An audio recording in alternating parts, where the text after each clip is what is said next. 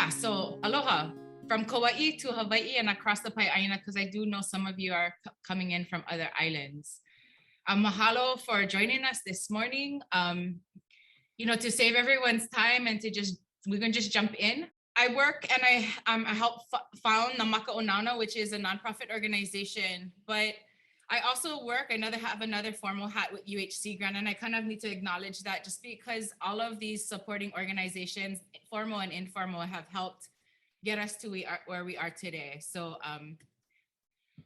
one of the programs, as we go into this journal, so you're gonna have to just bear with me because I want to give you context for where this journal fits into our lives and where it fits into the journey of Kilo, if you will. So Na Kilo ʻāina is a program that was started about 14 years ago that comes out of a Pilina Kai project that I've had worked on with a lot of other people. So many people have come along on this journey, have contributed to it, and have made it what it is. So when I say we, that's inclusive of everybody that's ever had a conversation with or has come and carried spears or dove in the water or done a mocha with us. So it's this big collaboration. But Na Kilo ʻāina, just to give you a little bit of a background. So there's two key words here, right? We have kilo and we have ʻāina. And we loosely translate it into observers of the many things that feed us. And we really wanted to take a step back, right? Context. What do we mean? And what are the bigger, broader meanings of these words? Because they're super important, as you guys know. So kilo, as you know, right? We're this workshop is about kilo, and everyone's using kilo now. And it's really, really interesting to see it and have it be a part of our everyday use today. Because if you can remember 10, 15 years ago, it wasn't really, right? And it's nice to see this practice and this consciousness come about. When I look at kilo and in my experience in kilo, it for me has become not so much only an observation, but it's an analytical observation. It's not about just looking at and seeing, oh, that's a rock, that's a cloud, that's a mountain, that's a tree, that's a this and that's a that. It's really not only looking and identifying things and people and places, it's also about connecting the dots and pulling stories from it. So when we refer to and when we're expressing kilo and encouraging kilo, we're encouraging not only the identification, because the identification is actually just like nana, all you language people, right? Just, oh, nana, like that's something we see. There's a difference in the engagement of kilo. It's so that it's pulling a story out of it. It's finding out how all of these things that we see connect and are telling a story. And that's how I define it and how I engage with the word kilo. The word ʻāina is also a little bit broader, and we have blown it up to mean a number of things. But the foundation of it is things that feed and sustain. So anything that feeds and sustains us. But also we have to look at what feeds and sustains our whole selves and our whole communities. So a lot of people will go, ʻāina means land, and that's very true, but it's one thing that ʻāina represents, and it feeds in different ways, right? So when we're talking about feeding and sustaining, we're talking about emotional, our spiritual, our physical, and our mental feeding that is necessary for complete and whole health. So ʻāina for us in that way has become anything that can feed and contribute to feeding that. And in the relationship that we as Hawaiʻi have to ʻāina, that feeding is based on reciprocity. We get a quality of feeding that we give and feed in return. You get me there? So this ʻāina base and this ʻāina reciprocity really is about feeding a whole person and a whole community in all of those different ways, and also is based on reciprocity, and that relationship. Again, we talk about goals, right? What are we doing? Because I think this is important. A lot of us don't really get to the end goal. What are we trying to strive for? And this is this idea of Aina Momona. And we stuck alahula in there because alahula is a path well traveled. We just want everybody to walk this path.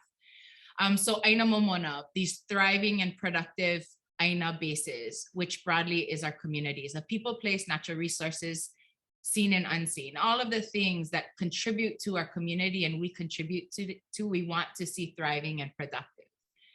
But how do we get there? How do we understand what even production means within every space? Because every person is a little different.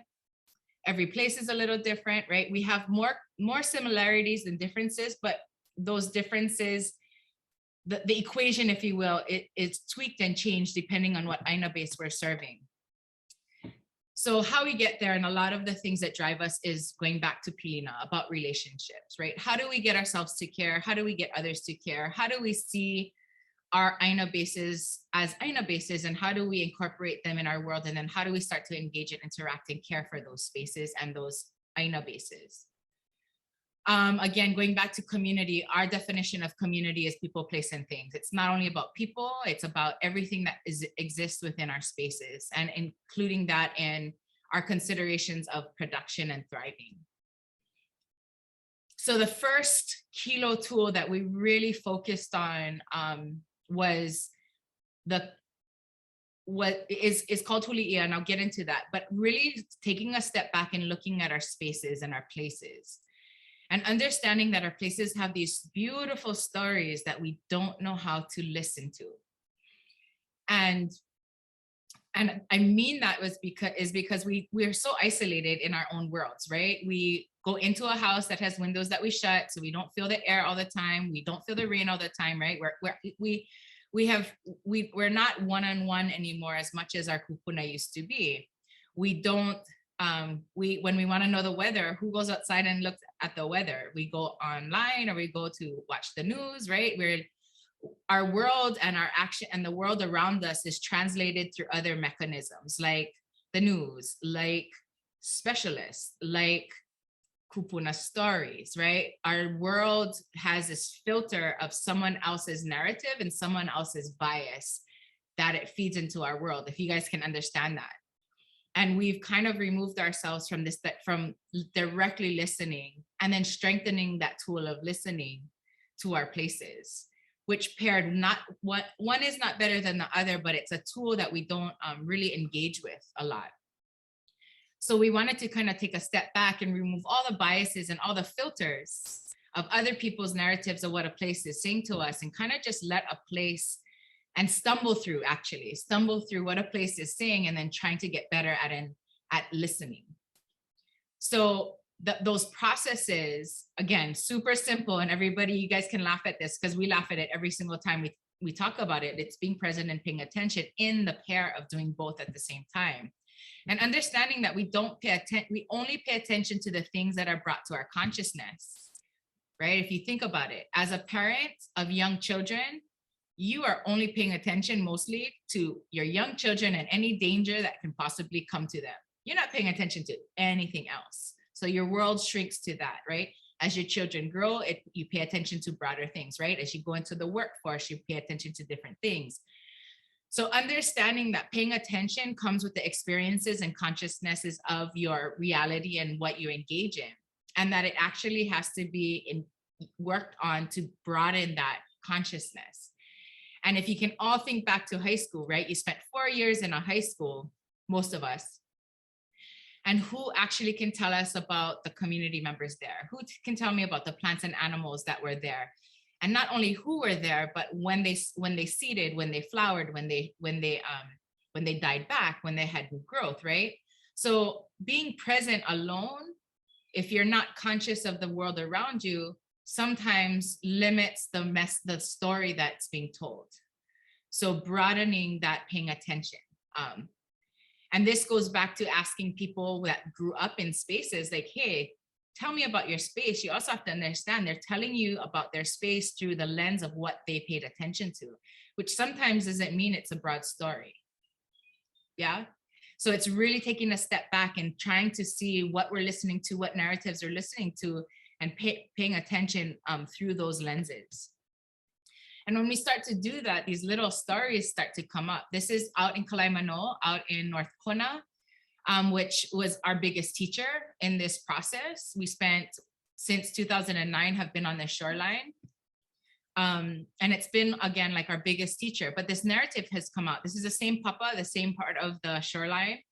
And as you can see in March, the thing is covering, what is that, May, June, and October, we have the same place, but different stories. And then we start to get other narratives placed on it. So health is another narrative that we build upon.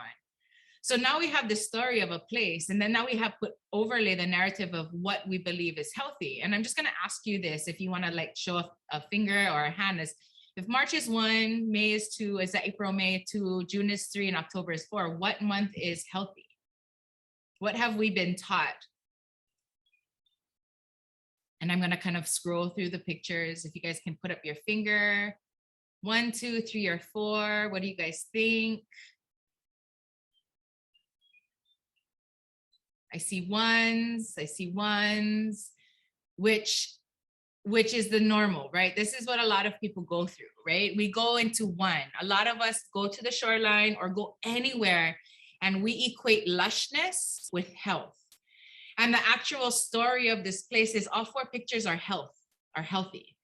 They are all at their peak health for the month and the season that they are in. Yeah, again, just settle in that information and in that kind of reality.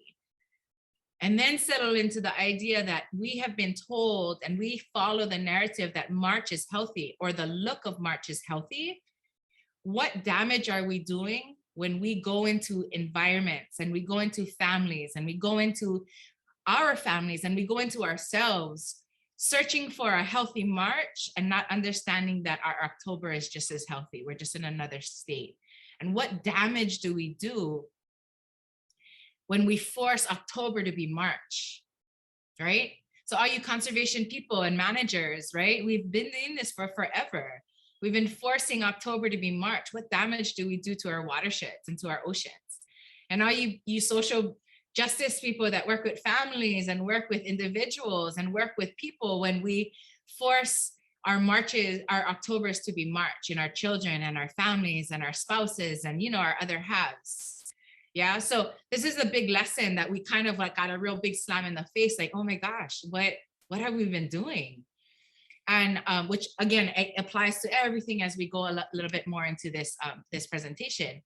So that was like the big lesson of Kalaimano, of amongst many, many others. It was like, how do we recalibrate and how do we readjust our narratives and our ideas of what sick looks like, what healthy looks like, and really be able to accept that and run with it and then start to make decisions based on that. So the other part about being present and paying attention is also turning mana'olana into mana'o'i'o. And don't squish these words. We're separating them. So mana'o are ideas, concepts, ideas and concepts that lana is to float. So floating, the things that float around us, super valuable, right? Super valuable. We're supposed to dream. We're supposed to be creative. We're supposed to look at ideas, but we're not supposed to do them widely until we make them practice, right? And if you can think about all of the ideas, all of you that have raised children or have grown up between 2000 and 2010 and 2015, you guys, how many of you have either been through or raised children that went to 3 or 4 different ways of math, teaching math? Like my kids are ruined for life. So I have 21-year-olds and 23-year-olds. They are ruined for life. They do not, even to this day, they struggle with math. Because every year or 2, they had to change how math was implemented. Like not even similarly, right? Because we had all of these bright mana'olana, not vetted, not seasoned, brilliant, beautiful ideas, and forced into our education system. And a product of it are the generation that my children sit in, where they not only don't like to do math and reading stuff, they just aren't really good at it unless they have to put an extra effort, because they were thrown all of these mana'olana without someone sitting back, really vetting it out and being like, yeah, this is good. And this is enough to put into our system. So think about all of the mana'olana that we've spit out into conservation, into management, into behavioral health, into education, into our families, that have not really been vetted and not turned into what I call mana'o'i'o. And not I, this comes from Manu Meyer, Dr. Manu Meyer. Mana'o'i'o, the thoughts, ideas, and concepts that were done and embedded in our very flesh. Yeah. So as we talk about watershed restoration and watershed health, go do it, right? Take it from these floaties to the depths of your flesh.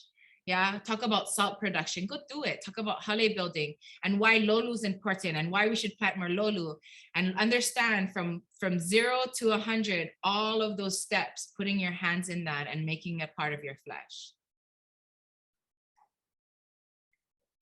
And also part of this journey is understanding the value of multiple knowledge systems, right? Science does not and is not owned by the Western world. STEM is not owned by the Western world. Science STEM is owned and has a version in every single culture across the world. Yeah, and every one of those perspectives add to the collection of solutions that we can implement in our world. The values that we hold and the destination that we dream of for our people is not built by STEM, it's advised by STEM. So it's a tool and not the system of value that we hold and we project and we are working for. Do you understand the difference there? Right? We have a lot of conflict with science, institutional Western science. And that conflict kind of gets in the mud of the tool versus the destination, right? And being able to separate that, like my destination that I dream for us is Aina Momona, which looks this way, built on the values of Oiwi, of our Kanaka, which is shared with values across the world. What informs that destination and how to get there is up in the air. We use transects and we count things in qualitative and quantitative, and we measure and we weigh, and we also look at it through these bigger qualitative tools and the historic stories of our kupuna, et cetera, right? I'm throwing it in there because STEM is such a huge thing, and there's this big conflict, especially if you work in conservation and management and in research. There's a it's getting smaller and smaller, but there's this conflict there, and I really want to not get our communities not so scared of it. Okay, sorry. Plenty pictures make it really slow transition. Oh, are you guys stuck? I'm stuck on my screen. But they're beautiful pictures. So maybe it's just stuck so that we can look longer. Okay, I'm gonna get out of it and then I'm gonna go back into it. There we go. Okay, so let's go back to this slide and Huliʻia. So Huliʻia was a tool that we started to use and develop, and it's based off what we believe our kupuna did, right? And the product of Huliʻia is ʻŌlelo no ʻeao, those ones that pair one corresponding event with another. And we looked at ʻŌlelo no ʻeao and we were like, okay, palaka hala momona kaha uke uke. Well, that's a product of a knowledge system. And we knew the value of the product was valuable, but the system of getting there for us was more valuable because products change over time, right? Palaka hala momona kaha uke uke is a valuable product for people that have ha uke uke and have hala. It is not valuable for those that do not have those in their landscapes and their communities. But what is the journey to get to that product, which was make long-term observations, look at cycles and seasons, look at correlating events, and then create an indicator or identify indicators that help us guide our actions, as our kupuna did and got to palaka hala momona kaha uke uke. So if through Huliʻia, we've been tracking our seasons, looking at dominant cycles, identifying correlating events, and now pairing them to now advise and guide our actions that we put in place, which may not only be harvest and gather, it may be let's rest, do this, it may be let's plant, do this, right? It applies to all of these management strategies, but seasonality we felt was a foundation and one of the fundamental things to actually start with when we're looking at patterns and cycles. Oh, slow again. I'm gonna exit and go back in. So in this journey of letting a place contribute to the narratives, taking a step back, trying to remove all those narratives and really trying to look at what a place was telling us. Yeah. So I think this is on Kauai. These are kind of a summary of what's happening in 1 month, right? Lots of salty sea breeze, temperatures are low and cold, flowering for kenikeni, mango, hibiscus, avocado. Our shoreline smells like limu, big surf. We have large limu kohu patches that are really, really lush and good for picking. They're not sunburnt. We have ahole hole manini fat gonads, right? We're gathering the dominant characteristics of that month. And we do that over time. And then we start to look at correlating events. So as they start to pop up, then we start to get these correlating occurrences that now can be paired, now can become those momi, right? Those products to mark our time and place that can be passed on. And I'm a big fan of the recalibration that happens through this, right? We recalibrate in our generations, we recalibrate in our places, we recalibrate as our landscapes change, as our climate changes, as our needs change, right? So these are 2 ʻŌlelo no ʻeau that have come out of Kalaimano over the years that we've been there. And the bottom one, Kipiʻina nalu ulu papo haku, puluka papa a ulu kapahe'e. In Kalaimano, through recalibrating and going through this journey there, pahe'e, which is this really, really delicious limu that not a lot of people know of, grows profusely, like just covers the shoreline there. But it covers the shoreline when it's really, really rough and dangerous. So here's where relationship changes has changed our perceptions and our kilo, our observations of place, right? A lot of people don't go, there are very few limu collectors, right? And people only go to shorelines, I've realized, when it's nice and calm, right? Because if it's surf, you're not going to shorelines to surf, you're going to breaks to surf. If you're going to fish, you're not going to get opihi in high surf. So a lot of people don't go and really walk these shorelines in really high surf times. And when I took our group down, the first big surf we came to, everyone was like, oh, are we leaving? Are we not going? I'm like, absolutely not. Like, a story is being told in every state. So we go in storms, we go in all kind of weather, because there's some really cool stories that come out of that. But in rough, pahe'e covers the shoreline. So Kipiʻina nalu ulu papo haku, that comes out of, in Kalaimano, it's mostly cliffy and papa. And in these big surf events, huge boulders get dislodged from the cliff and get thrown off on the rock. And when we are there, those things are happening. So it's when these big boulder crashing waves arrive that the pahe'e are there and lush and they grow. So that was one example of that. So we put together these visual calendars of Kalaimano and how it visually, the story of the place through visual, through pictures.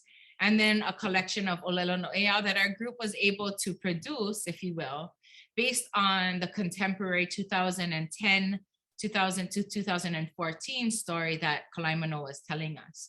So we have correlations between colors of sunrise and sunset and location. So Kalaimano, in line with Kapikoa Wakea, which is the summit of Mauna Kea, aligns a due east-west alignment. So if you are there on the equinoxes at Kalaimano, the sun will rise on the tippity top of Mauna Kea. And if you are there during this season right now in fall and going into winter, and you are there to see the rising of Kahehi Ona Keiki, or Orion's belt, and more specifically, Ke Kuʻukuʻu, which is Mintaka, the first star in the belt, you will watch that star rise from the tip of Mauna Kea. So colors change over time that correlate with seasonality of spawning behavior,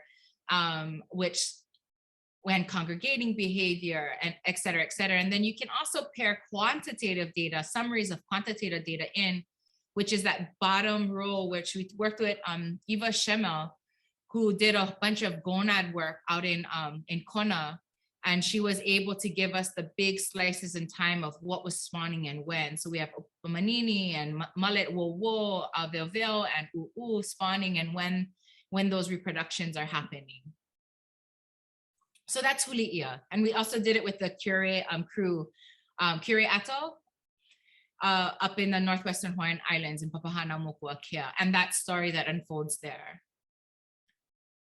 So all of that is going into, okay, now we have these guides of seasonality guiding us, but now we got to reset narratives, right? Our practices that we're doing, we call them best practices. Are they really good practices? Yeah, and that's kind of really interesting. And it's a sore spot for a lot of us because we kind of jump on the narratives of best practices and we do them, believing that because we hear it so commonly, they're good practices, and we make that assumption. But I've listed the top 2 are actually 2 considered best practices that we implement and we do today. And we kind of just have jumped on this narrative, assuming that they're good practices, but no one has really taken a step back to actually see if they're good. And I'm going to challenge you guys really fast. I know I want to get to the Mahina journals, but I think this is important when we talk about this, because again, resetting and recalibrating, what are really good practices that we consider best practices? So the first one is taking only what you need. With that line alone, and it's considered a lawai apono, we only take what we need. It's considered a best practice. I'm gonna stop the share because I wanna see everybody's answer real fast. How do I stop the share? Who believes that taking only what you need is a good practice? Raise your hand, put a heart, put a high five up there on your screen. Okay, we have a bunch of you. Okay, I'm gonna argue that it's a horrible practice. Okay, and this is why. Don't get too mad at me right now. Okay, this is why. So taking only what you need. Look at that sign right here, right?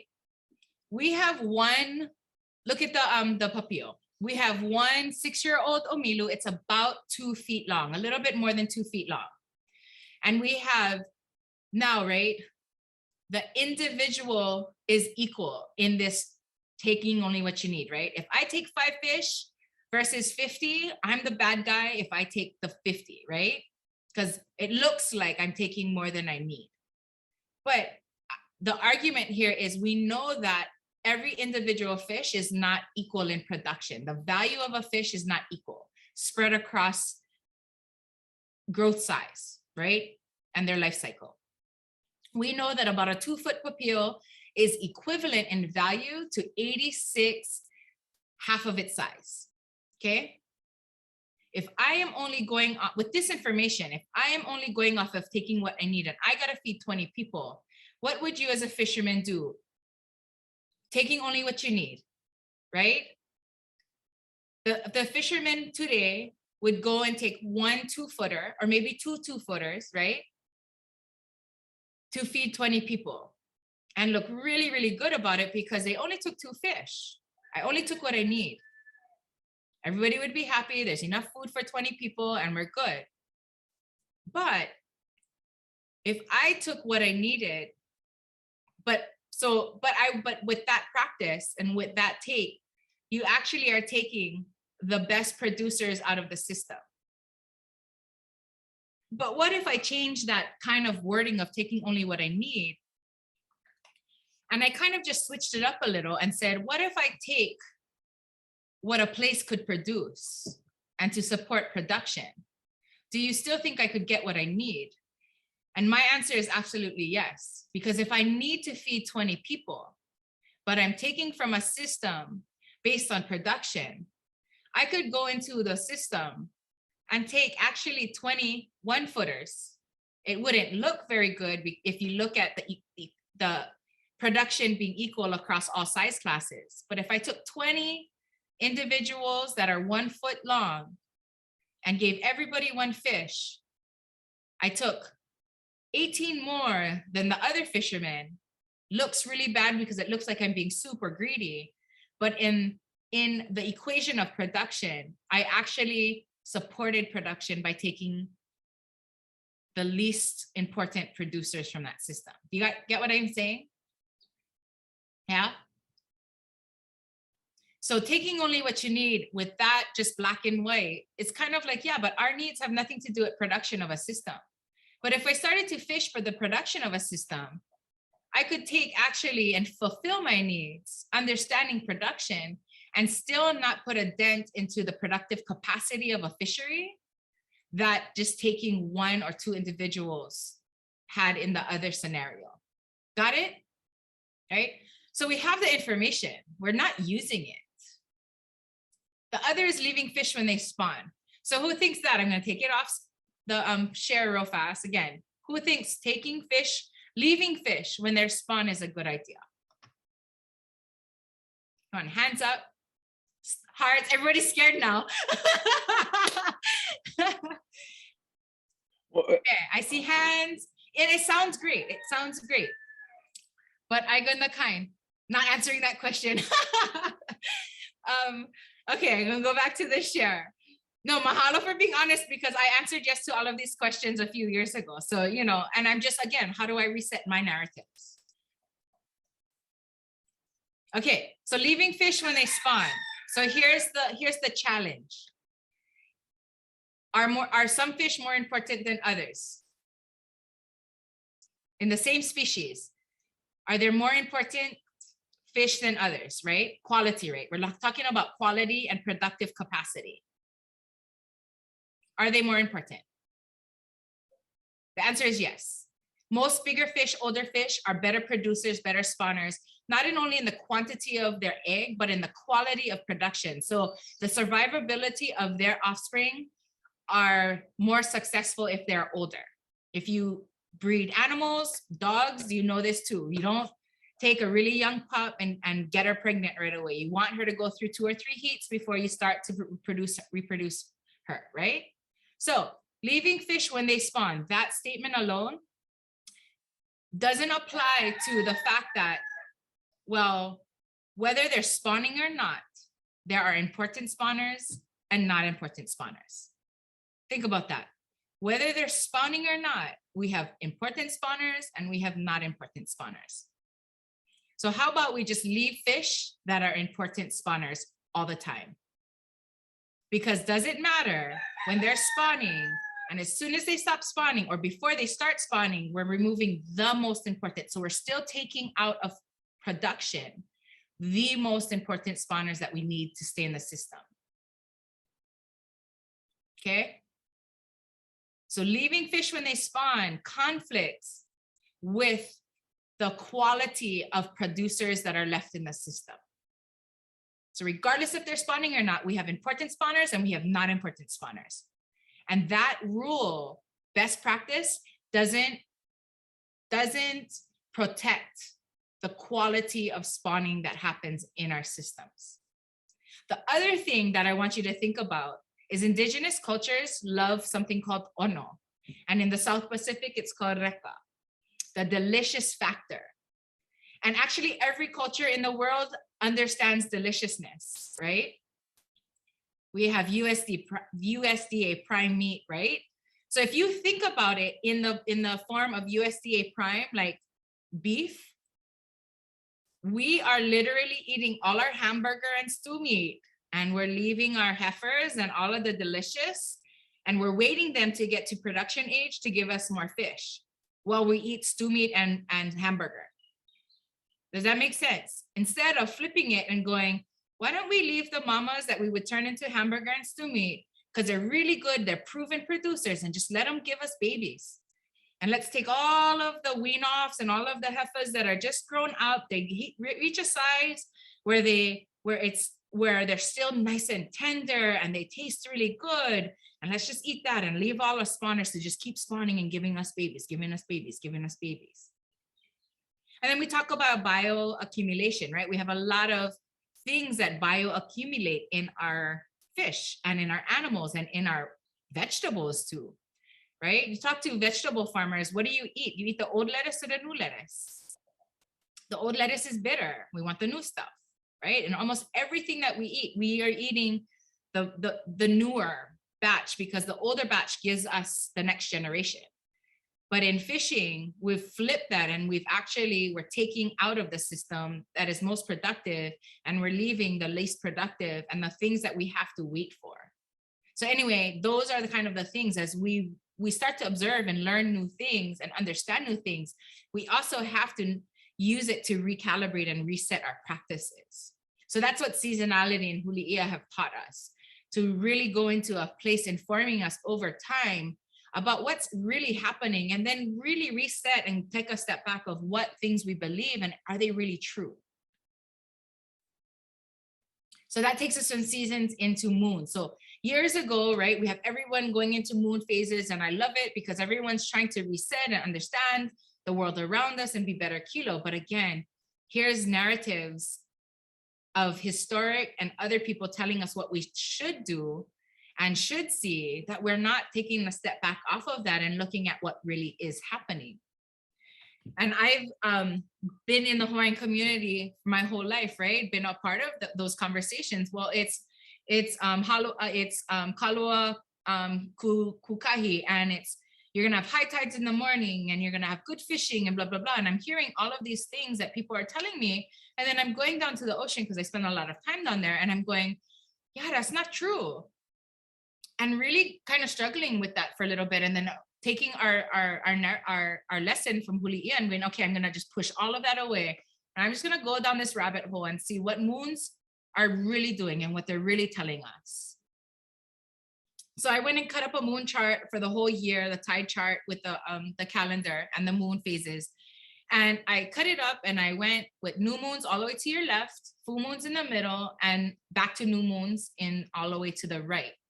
And if you look at the nice little wavy lines, right, you start to see little trends. And the commonalities between full moons and new moons across the whole year is that between high and low tides, there's this big difference. In betweens, within the oles and all those other moons, the difference between high and low come closer together. And that's kind of the commonality across the whole year.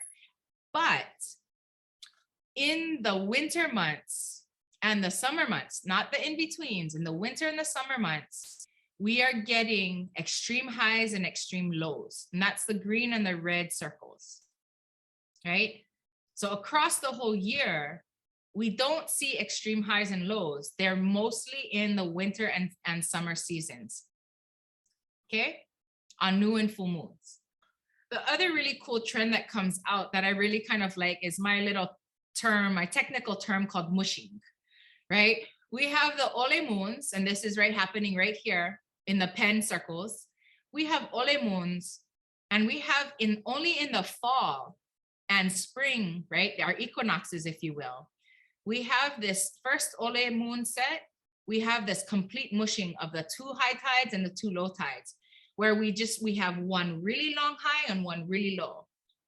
And then we have a little bit of a mushing happening in the first ole moons in fall, but that complete mushing only happens in the second ole moons in fall. But this other interesting thing happens in the transition between winter and summer, is going from winter into summer. So winter time, we have 2 high tides and 2 low tides. The higher of the high tide happens in the AM hours during winter months and happens in the PM hours during summer months. So winter time, we have that bigger high tide happens in the mornings, whether it's dark or not. And then in the summer happens in the afternoons and night, and going into the night in the evenings. Got it? And it switches. Part of the year, it's one time, and the other parts the other time. That's why right now in the mornings, you'll see most of our tides are higher, and then the afternoons we'll have most of our low tides. And then summertime, we have most of our low tides are in the morning, and then our high tides are in the afternoon. And it affects me here on Kauai because I gotta drive through a river to get to my place. It matters when I go to my place, or else my truck gotta up to the doors or just on the wheelbase, yeah, on those high tides because the tide comes in. So now that we've been able to see how seasons and moons work together to look at trends, the next question goes, okay, so if this is doing this to tides, seasons and moons paired together doing it to tides, what now is it doing to our bodies and to our person? And going back to Aina, right? We are Aina. So how do I understand myself as an Aina base? So I can be productive, and how I can contribute to thriving communities. by understanding these cycles and how they affect me. And then how do I pair that understanding with my action? And so we got into what they have available for you guys, right? How Janice guys have these moon journals that can help hopefully with this journey, this personal journey. So we looked at what is your personal story and narrative with the moon and her cycles, right? Let's try to remove everything that we're told is affecting us and actually look at how it really is. And then looking at, are there really non-productive times, right? Resetting healthy, resetting production is not being able to get those 5 reports done really unproductive. And I challenge that by saying absolutely not. Yeah. If we look at our whole selves, there's a reason why we get tired. There's a reason why we get sad. There's a reason why we are mentally cloudy. There's a reason why all of these things, because in the whole picture of our health, those states of beings address something to bring us to, it addresses something in us, right? So challenging what sadness looks like.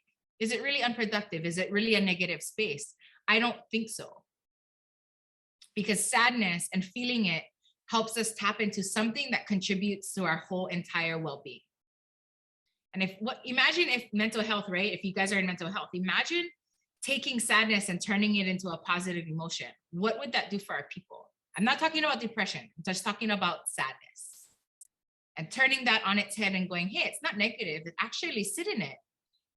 Look at what surfaces when you sit in sadness. The empathy that we start to feel and understand and embrace, right? The creativeness that comes out of understanding the deepest parts of ourselves. What I believe too is a window into Po, into our ancestry, into creation. Yeah, if we start to explore the positivity of all of these states, it starts to turn our narrative. Yeah, every state has an element and function that supports productivity and health. So we start to explore those questions. And I talk about we because this is my super duper amazing friend and my twin. We were born on the same day, Naia Lewis, who we kind of collaborated on this because she actually was on the same path as me. And we talked one day and we're we're doing the same thing. We have the same product, but she makes it beautiful, right? So with Salted Logic and Naia Lewis, we created the first version of our journals, which was in 2017, and this is a reprint. Because again, we talked earlier about vetting, right? I wanted to take Mana'olana. I thought it was a great idea, and I still do, but I needed to do it.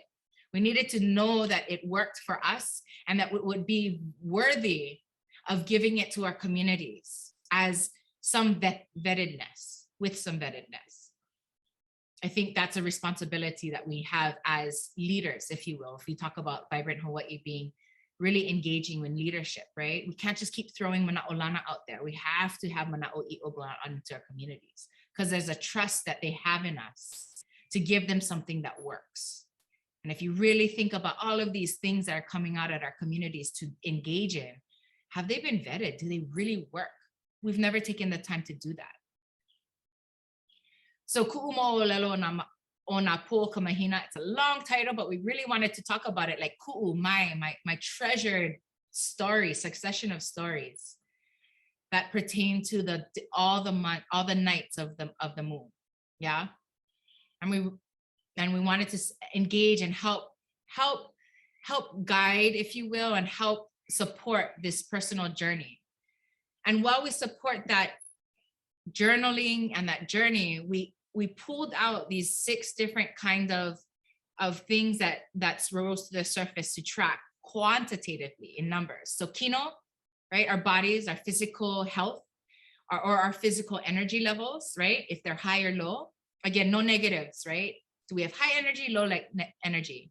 Do our mental clarity, our mana'o, high clarity, cloudy clarity, and both have very, very good production behind it, let me just say.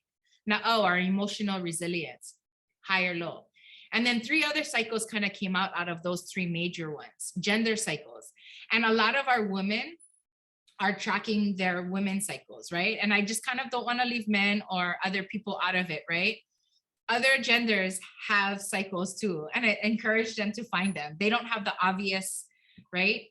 The obvious as women, but there are gender cycles that men experience and other genders experience. Attraction. I found that a universal attraction is real. You guys heard about like The Secret, right? If you go out and you hit every stoplight and you go to the supermarket and you cannot find no parking, and the old lady yells at you because you looked at her wrong, right? Like that happens. And it's funny, as I track it, it happens within a window of moon cycles. It's really funny.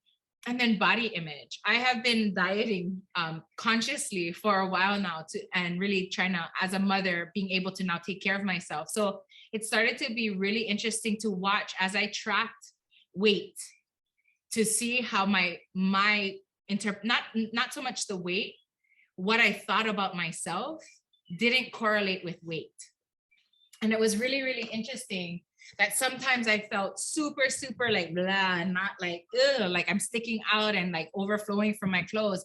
And I weighed actually less than times that I felt really good about my body. And I thought that was really, really important, especially for our kids, right? They're coming through adolescence, and especially because we have so much external influences. If we can understand how moons affect how we think about ourselves, I now can be like, oh, it's just that moon. I'm just not even going to pay attention to that inner voice. Like, she's stupid right now. Yeah.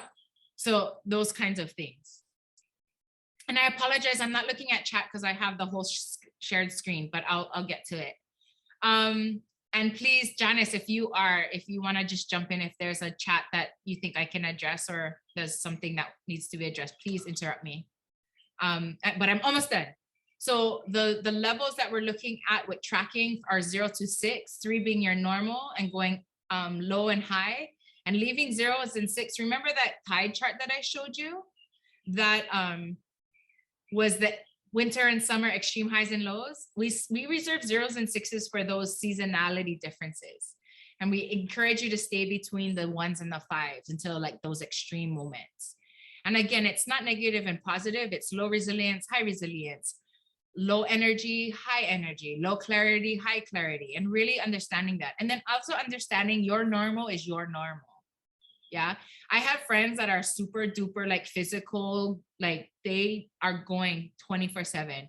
They're wave gliding and they're biking all over and they run miles every day and blah, blah, blah. And every day they were giving me 5s. And I'm like, that's not your normal. They're like, no, we're high energy. I'm like, and we had this argument and it was funny. And then I showed them their end of the month report. And I'm like, when all of the month is 5s, you know what that's called? The normal. That's your 3. That's my 5, but that's your 3, right? So if you can recalibrate that way, like, and then on the opposite end, right? If you always wake up tired, that's just your normal. That's your normal, okay? And then, so to be fair and to share, just because I want you guys to share, this is my pattern of the month. This is a tracking that I did with others and I owe them their patterns, but I was able to throw this out there. And this is what I go through. But again, like I said, high numbers don't equate certain things and low numbers don't equate certain things. It's really interesting as I started to pair this with my qualitative journaling to really see nice windows of production in different ways. So let me take you through my example. So those people that believe oles, you're absolutely useless. Let me be an example of me being super, super like zooming in ole moons, okay? I peak in the first set of ole moons. My energy level goes up, my mental clarity goes up, and my emotional resiliency goes up. And I call this day 7 through day 15, from Kupo all the way to about Hoku or Akua, my cocky window. I have named it my cocky window. I have just way too much energy. My mind is going off. I'm resilient emotionally. So if I get in an argument or if somebody challenge me, I am game on, right? Ready to go. This is when, if I'm surfer, I'll charge. If I'm doing something stupid, I will do it, right? Like, that's the stupid part of me, like, right? That's my cocky window. And I've labeled it that, and it's so true. And I embrace it. Like, that's the time where like I do stupid stuff. And sometimes they're very successful. And if they're not successful, thank you, emotional resilience. I really don't care. Okay. And then right at about Akua and Hoku, I plummet and I come back down and I get a nice slap in the face of like, okay, enough with the cocky, bring yourself down and check yourself, girl, right? And then I come into this place where if you look at it, this mental clarity, which is the red, it drops down and it kind of dips from 3 to 2, 3 to 2. And it might sound scary for some people. And that I call this first part of it, if you will, I call my stewing window. And that's when things don't connect, but like a good pot of stew, if you eat them day 3, 4, it tastes way better than 1, 2, right? You want it to miko. And this is where all my ideas, and this is why I cannot sit down and write and do my reports and all of that, because things don't make sense. I can't put 2 and 2 together. But I've been really, and this is the time too, where like I take my long walks and I just let it stew. And I don't force myself to do reports, and I don't force myself to do the paper that was due last year, right? Because all of these things are just stewing. And then this beautiful thing happens in the next Ole session, where now that stewing starts to come together, right? And then now I can write. So that's my journey. And then this is what the spread looks like, right? So we have Hilo moons where you can log your quantitative stuff, and then you can look at and journal your precise and really, really descriptive language of this is how I'm feeling. And then you can start to understand those cycles and using descriptive words. I make up my own. Like there are times when I feel precious. I use precious because I'm a little bit emotionally resilient. I feel a little bit undervalued. I don't feel that my work is valuable, or am I really contributing? I like a lot of self-doubt. And I've recognized I have a window of that. And it's okay, because it makes me want to make sure that I'm still contributing, that my work is valuable. And I recalibrate and I reset. And I think it's a really great internal process to go, okay, no, yeah, I'm on the right page. And then Naia right now is working on turning this into a much more insightful, interactive app on your phones and online. And I know we're like getting into it. Yeah, so that's us. That's the journey of Kilo, and where we are having 2 tools that have been able to help us along the way and to help strengthen our Kilo in ourselves, that we really would love if you're interested to participate in and want to engage in. So yeah, I just want to mahalo for sitting with me through that, and questions, comments, opening the floor to that.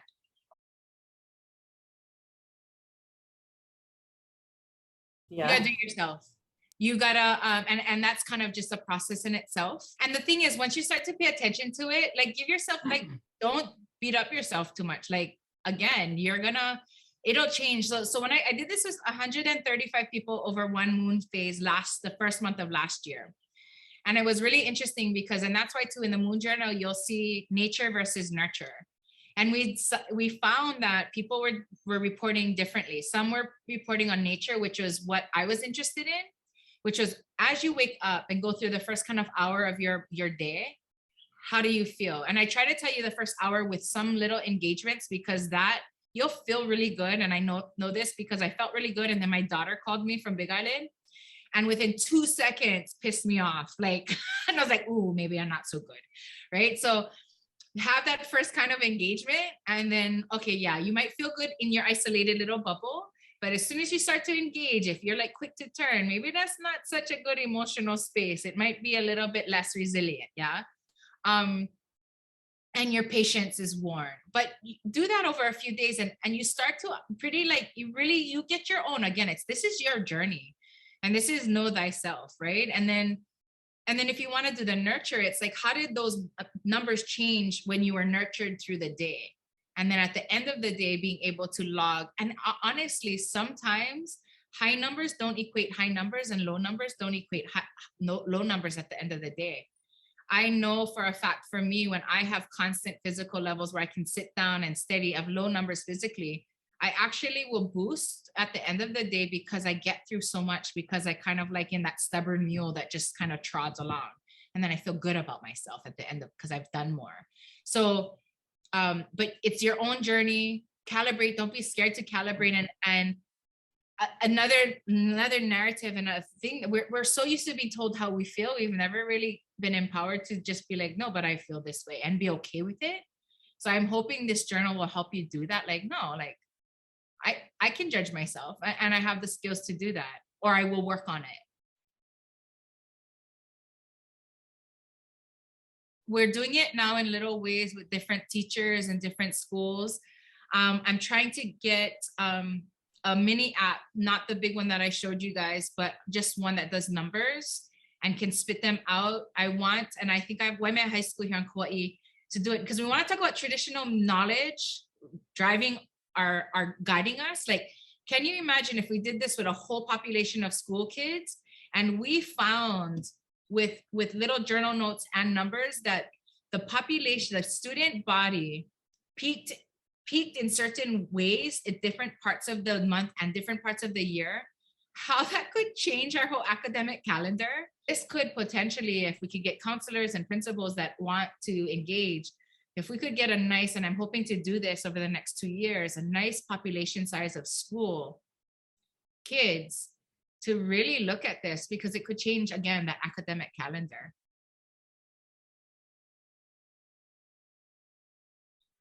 I just, every morning, I literally just had a notebook kind of like this. Can you see this? Sorry. And I just every day, according to the moon. So I started in Hilo, worked my way through Muku, and every day just put 3 numbers down, and literally did that for 135 people, which was nuts.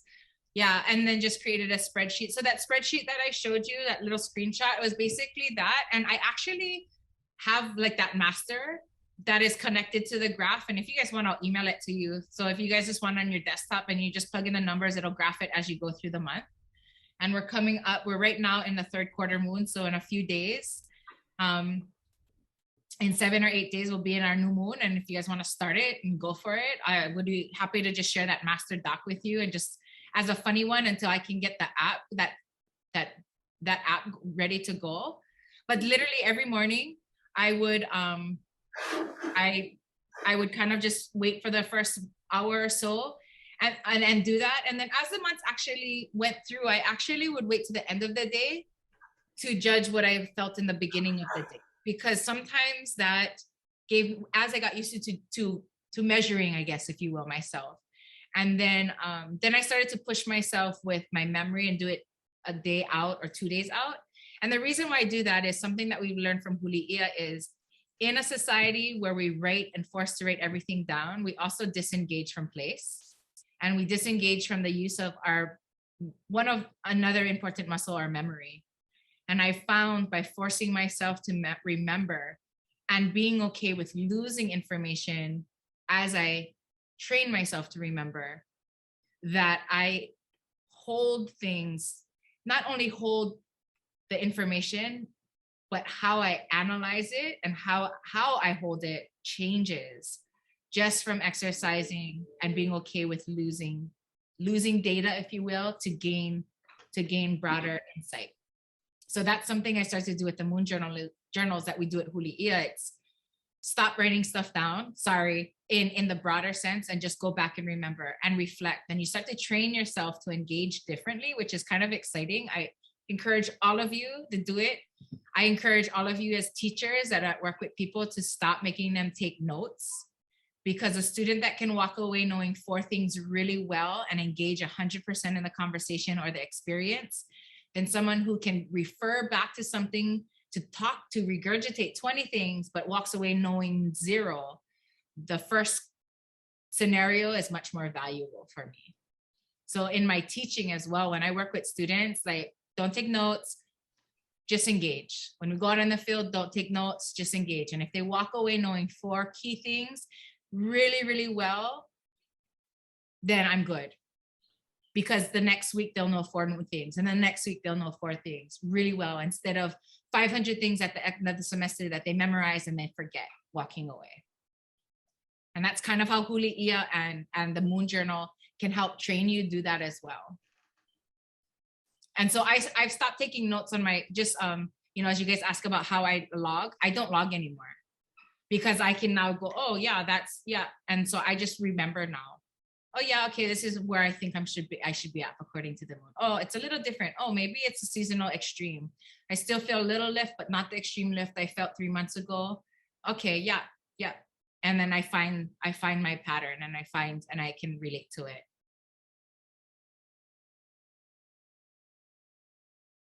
I have come to a place in my life where I want to leave a conversation open to discussion and not be right or wrong. Because when you try to go in right or wrong, there's no conversation. So those kinds of conversations aren't, hey, you get 5 minutes and you can sit down and be like, blah, blah, blah, blah, blah, you're doing it wrong. Because at the same time, right, that mana'o i'o, I encourage anyone who has any comments about fishing to go be a fisherman.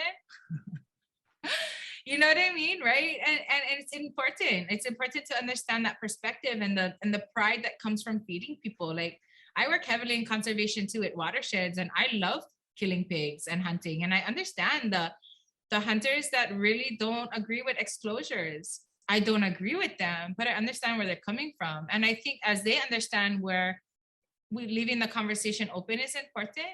So one, if that answers that question, I have, but I haven't in that really direct way. But you know, it's sometimes too, it's not so black and white. Like, I don't know about you, but when we talk about predator and high predator rates, like ulua are predators and there are competition for food. So I don't know how I feel about them taking the biggest one, because it kind of bonus for us, like in like playing the devil's advocate, right? I'm like, oh, maybe we don't want the big ulua out there because that leaves more herbivores for us, like, you know. So I don't know, like it's not as black and white as that, but you know, during our Kauai high camps, right, October, that's when a heavy recruitment of papio come in. I don't know, were you at that camp when we caught like 100 little guys that were like maybe 4 inches long? So at our camp, we have them play this fishing tournament game where we give them bamboo poles, like 80 kids, and we give each team with an adult 2 different baits. And half the team has to fish with one bait and half the team has to fish with the other bait. And it's just a way for them to look at how we can look at statistics and what bait is better for whatever, and then what bait catches what better fish. And that camp, we had like every bait caught only the small little papio, and we had like 100 of them. And I'm so sorry, it's illegal, but they're so yummy. They're like potato chips. But they caught that, and there's this huge recruitment that came in. And for me, that was like, it was cool. I'm like, oh yeah, we got producers out there, because we jumped in the water after too, and we saw like thousands just in schools just coming through. So again, sorry, long story short, I have but haven't, because I think it's a broader conversation. But there's also other kind of things like, oh, their competition ulua.